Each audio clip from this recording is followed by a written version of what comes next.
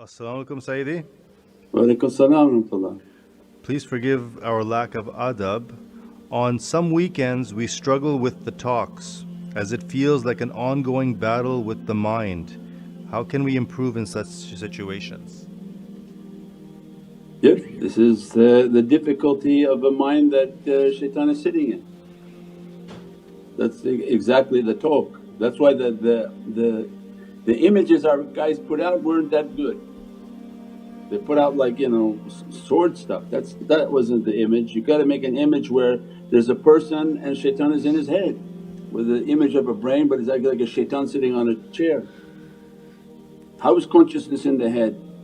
It's a piece of fat with neural receptors in a bone. What's conscious about that? There's no connection to anything. But all holy books said, no, consciousness was in the heart.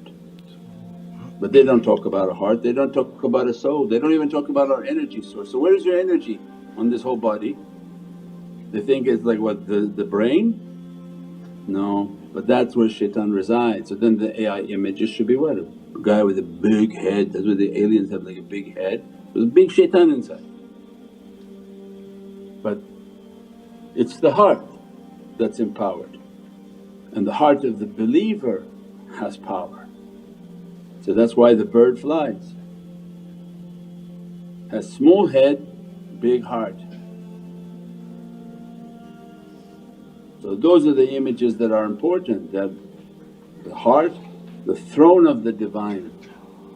And this the hadith, Qalb al-mu'min Baytullah. So but to be a mu'min.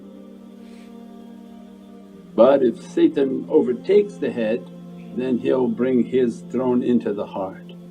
Then the person is completely lost and darkened. But these are then the great struggles. So when you struggle with the talk, struggle with the association, struggle to turn on even the video, this is a great sign for people who want signs. That why? Why are you struggling with every talk? Why are you struggling with the reality? So this spiritual path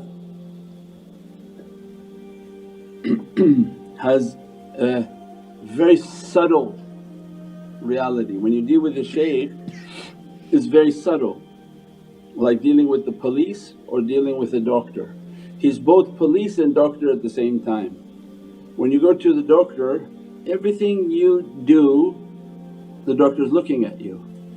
Why your lips look like that? Why you have this mark like this? Because from the signs of his studies he can see some of the signs of your sickness.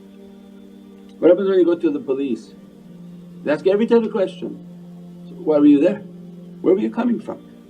What were you doing over there? What was over this? What was over there? The shaykh is multiplied that but doesn't speak. So means they're continuously observing. So why do you write certain things and other things you don't write? The shaykh is observing, you're writing, then you put it down. What does that mean? When you put your writing down and he's still speaking, are you telling him that you don't need that information or you already know it?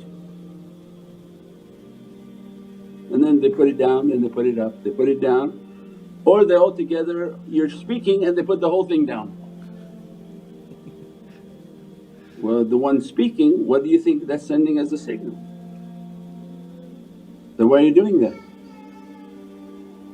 But when we have a respect and a love for Prophet, everything that was coming was a fountain.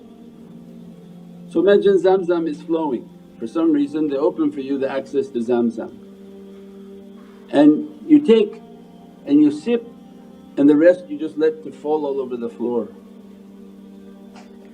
As a shaykh, then what does that mean? Oh, this person is heedless. They're heedless of the reality and the ni'mat Allah's sending to them. Because they take some, they drop most of it. It's not about you take what you like, but you take everything. You document everything, all the realities, all the questions, all the talk. If the shaykh is taking the emphasis to speak, then it's your responsibility to receive it and to take all of its information. So this is the subtlety of tariqah. So people at home they have to go back and say, oh yeah, I did that too. Certain things I write down, other things I don't care about. But how do you know that that wasn't related to you? And why don't you treat it as if this is the Kawthar? That the Kawthar is coming and they wouldn't let a drop of it to fall onto the ground to be wasted. And then their books, because they took the notes of their shaykhs of everything the shaykh was saying. They weren't using their mind at the time the information was coming that, oh I know this one, no I know this one. But they were just being a receptor of the information coming to document it, and as they were writing there was a power coming into the heart. So then this is the subtlety of tariqah. So everybody goes back and has to analyze themselves, oh he talks to get agitated, he speaks about this reality then I know he's talking about me. And everybody, this is the battle that shaitan and waswas is putting upon people.